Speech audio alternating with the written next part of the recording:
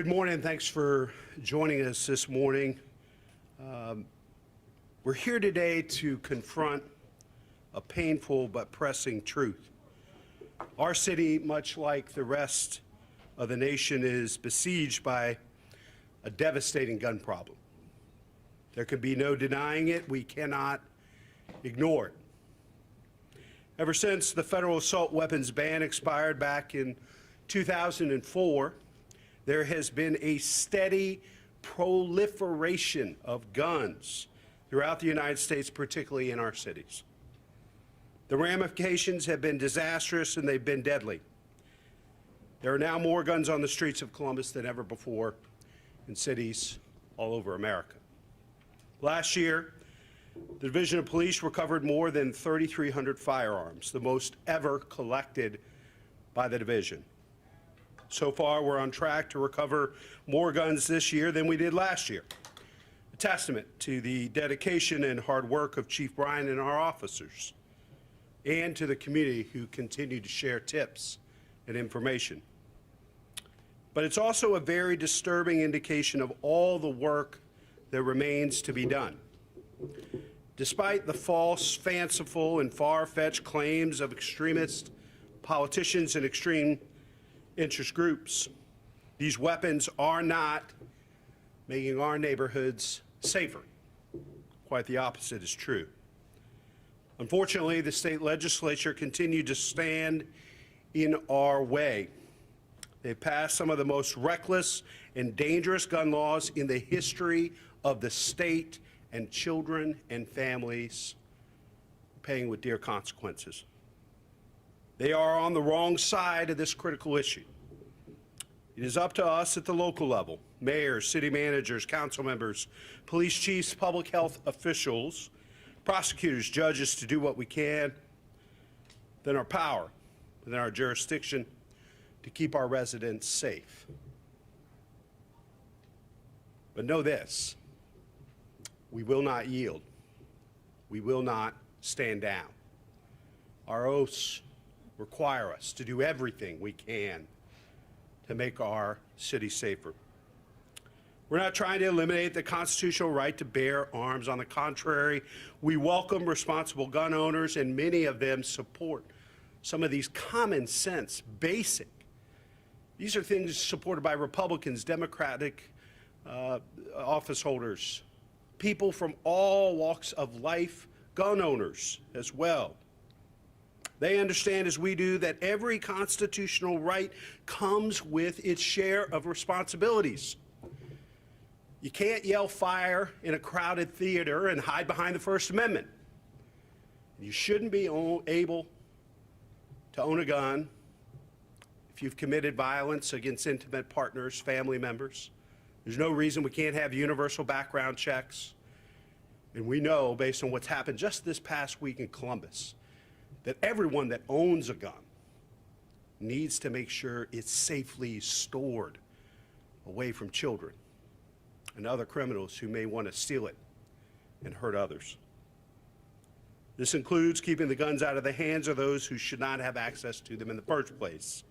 Criminals are certainly at the top of that list, but children and minors too. It's incumbent upon us to stop the flow of firearms into the hands of our young people. Guns are not toys, and owning them is a very serious responsibility. According to the CDC, guns are the leading cause of death for children and teens in the United States. Let me repeat that. Nothing is killing children and teenagers more in America than guns. And they have been ever since 2020, when they surpassed traffic accidents for the first time in American history. This is a crisis. It's happening on our watch. We have an obligation to act, and we are. That's why I declare gun violence a public health crisis and charge Dr. Roberts with establishing specific recommendations that tackle this problem head on. One of those recommendations was to create an Office of Violence Prevention, which, as you all know, we're standing up under the leadership of Director Rena Shag. But we've also done what we can to pass common sense gun safety laws within the city of Columbus. like limiting the number of rounds in a magazine, demanding safe storage for guns, and increasing penalties for shady firearms dealers. Doesn't seem very extreme to me. Seems like pretty sensible, basic things we ought to do to protect children and families and keep guns out of the hands of criminals. A Delaware County judge halted enforcement of those laws earlier this week, and City Attorney Klein is here today to talk about our next steps, because we will continue this fight. This setback does not mean we're giving up, far from it. We're continuing to make the case for responsible gun ownership and giving our residents the tools they need to keep their children and families safe. Let's start with the basics. Guns must be properly stored, locked up, stowed away in a secure location where children cannot get to them, or better yet, where children do not even know they exist. Sadly, this is not proving to be the case. Just last weekend, there were multiple accidental shootings in our city involving children finding guns that were not safely stored. And make no mistake, these were preventable tragedies, each and every one of them. Dr. Roberts will talk more in just a few moments about the importance of lockboxes and how our residents can go about getting them free of charge. The city is doing everything we can to protect children and make our neighborhoods safer. But we need everyone in our community to step up and take action as well. If you have a firearm in your home, lock it up, secure it, keep it out of reach from children and teens. Please do not leave your firearms in your cars.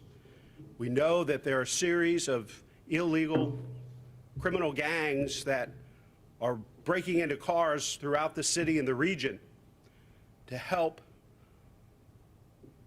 supply the firearms they need to carry out violent crimes in our community. Secure your weapons. At the same time, you need to know where your kids are and who they're with. Have a plan in place to make sure they have the care and supervision they need before school, after school, on weekends, during the evening hours. And speaking of evening hours, set a curfew, enforce it. We don't need a citywide curfew. We need a curfew in every home throughout this city, and we need parents enforcing it. If you aren't able to be home, lean on family members, trusted friends, and loved ones to help fill those gaps. This is where we all have a part to play. Relatives, faith leaders, neighbors, other members of the community, and of course the city. This is a collaborative effort, plain and simple, and it will require each of us, every single one of us, to pitch in and do our part. To talk more about the work underway at the Division of Police, and to share some insights into what our officers are experiencing on the streets of Columbus, it's my pleasure to introduce our Chief, Elaine Bryant.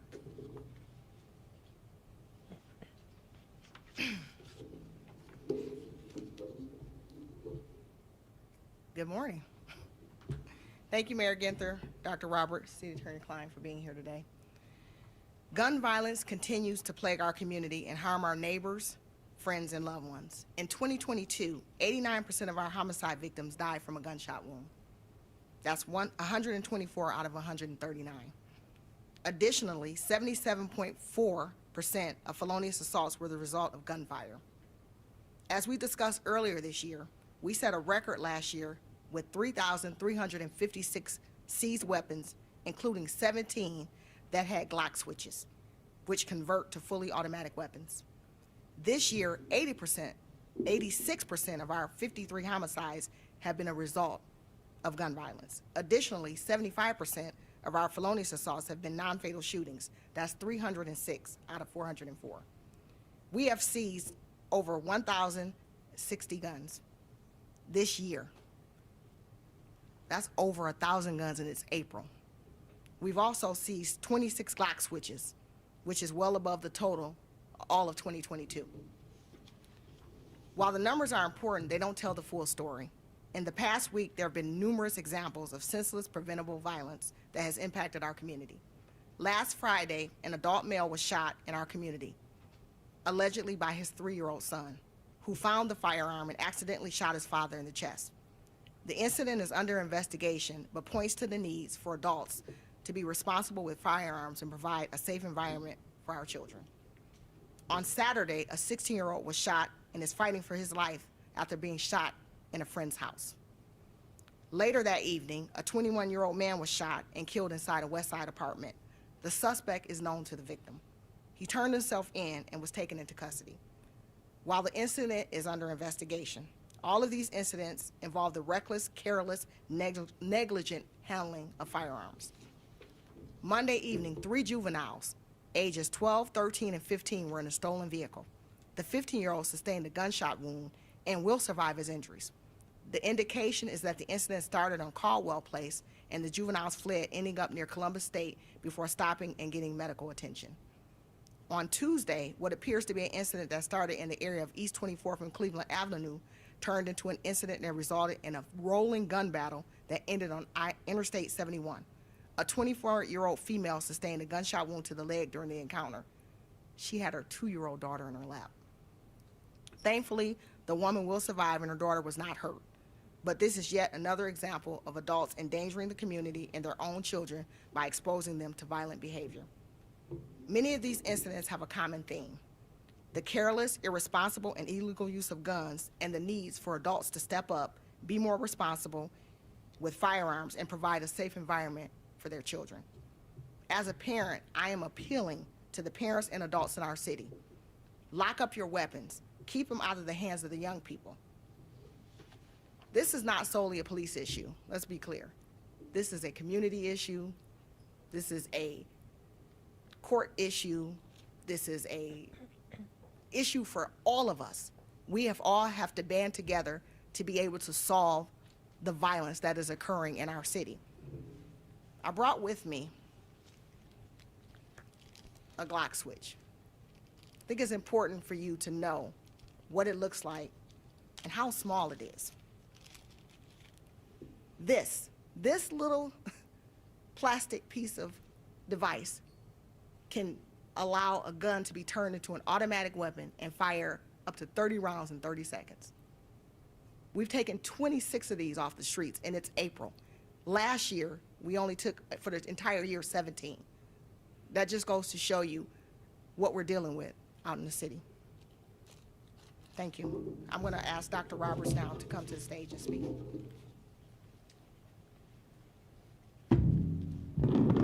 Well, good morning, and thank you, Chief Bryant, and thank you, Mayor. It's good to see all of you today, unfortunately, under these circumstances. My notes.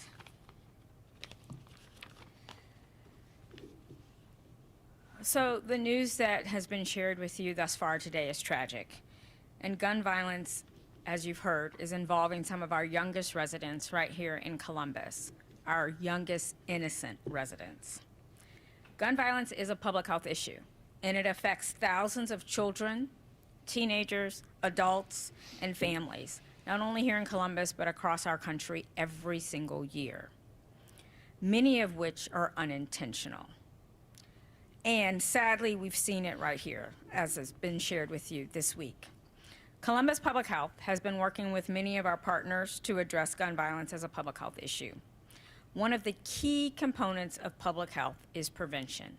So what does that mean? It means if you have a gun, you have to protect it from those vulnerable in your household and in your community. If you own a gun, you need to be responsible and make sure it's secured safely away from others who should not be playing with it, who should not have access to it. So specifically, we're talking about firearm safety, right? It should be a regular conversation that you have with individuals in your household. Yes, we have a gun in our household, but what does it mean? Who should have access to it? And how should you use it? You need to use it responsibly. It is not a toy. It is not something you should be playing around with. In addition to storing your gun safely and having those conversations with not only youth in your household, but others in your household, you should be storing that ammunition separately from the gun. Those are all very basic public health recommendations that don't just come from Columbus Public Health, but come from CDC and other national public health agencies across the country. Responsible gun ownership means storing your guns safely. You should always make sure that your gun is unloaded and secured by using a trigger lock, a biometric lock, a gun case, a gun cabinet, or a safe. And as I mentioned, the ammunition should be stored safely and separately. Columbus Public Health is pleased to offer these lock boxes to residents to help them secure their guns safely. In 2022, we distributed 2,100 lock boxes. Thus far, and we're at the end of April of 2023, we have given over 1,100 lock boxes this year, and we've got more to give. So if you're interested in receiving a lockbox, you can do so simply from Columbus Public Health, free of charge. You can go to our website at columbus.gov/lockbox, fill out the survey there, and we will let you know when we have it available and when you can come to the department to get one. If you don't have internet access and you want to give someone a call and ask some questions, you can call us at 614-745-9454. I'll repeat that number again, 614-745-9454, or go to the website columbus.gov/lockbox. We've seen way too many tragedies occur already this year, and some of our youngest residents have been impacted. We cannot let this continue to happen. We have to all work together, as you heard from Chief Bryant, and those who own guns or have guns need to be responsible gun owners. So we encourage everyone who has a gun to help protect your loved ones and the community by keeping them locked away and secure. I thank you for your attention today, and it is now my honor to represent one of our partners in this work against gun violence, Columbus City Attorney Zach Klein. Thank you.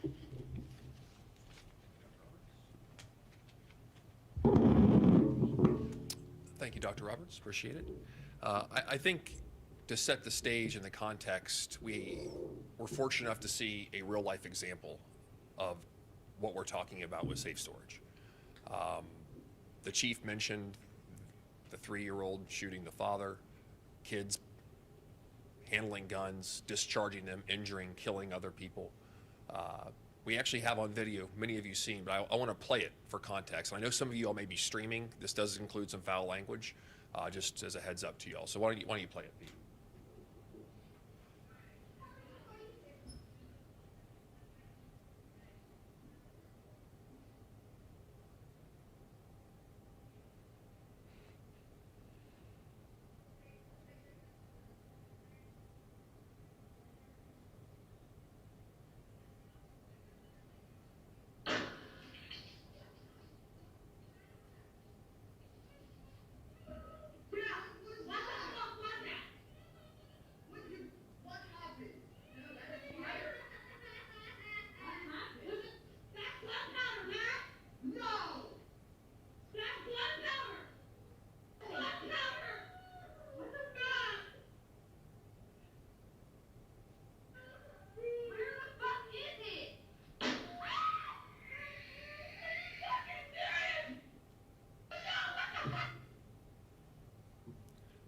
This isn't just some liberal city idea to store your guns.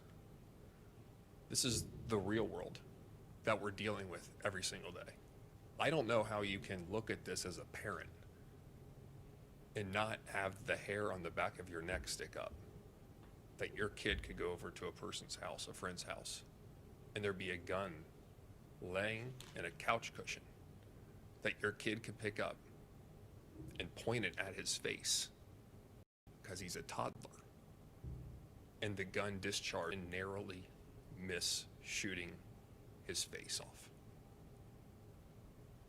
There are real world consequences to these actions. The guy got 10 days in jail. It's a step in the right direction. When we talk about public safety in the city of Columbus, we have in my opinion, the 3 Ps: police, and supporting police and the good quality work that they do across our city and enforcement action to get the guns off the streets. We have prosecution to ensure that bad people go to jail for a really long time. We have people, making sure we make the investment in each of them and their families so they have an opportunity to succeed, a chance and hope of opportunity of success. But I'm going to add a fourth one. We need the politicians and the political will to get something done. The stats do not lie. Whether it's mass shootings on the exponential rise following the end of the assault weapons ban by Congress, or whether it's the lack of safe storage laws and the exponential increase in homicides across the United States because there is no political will at our state house or by our attorney general or by our governor or by Republicans in the halls of Congress to make a difference here. This isn't Zach Klein's opinion. This is the data that shows the United States of America as an outlier in the amount of gun-related deaths in the entire civilized world. And we can do something about it if we had the political will to get it done. So we're doing our part. We're not going to give up. As of about an hour ago, my team filed a motion to stay the judgment pending appeal in Delaware County of the decision of the Delaware County judge. And in the alternative, asked him to consider and reconsider the fact that because of jurisdictional questions of it being filed in Delaware County, whether the injunction applies to the entire city of Columbus or just the city of Columbus portion in Delaware County. We're fighting on several fronts. We're fighting in Fairfield County, we're fighting in Franklin County, we're fighting in Delaware County, but we will fight every step of the way until this ends up in the Ohio Supreme Court. And I honestly believe that we will win. I believe we will win because common sense in the law is on our side, contrary to what a very, very small minority group of Ohioans believe. Because the will of the people in changing gun laws to bring common sense to this discussion, to somehow think the Second Amendment is absolute and different from every other amendment that has reasonable restrictions associated with it, it's on our side, as the people of the city of Columbus know. And we're going to make a difference, and we're going to help, and we're going to prevent those shootings from happening so that our kids live in a society, in a city, in a country, in a state where they can be free of gun violence. Thank you.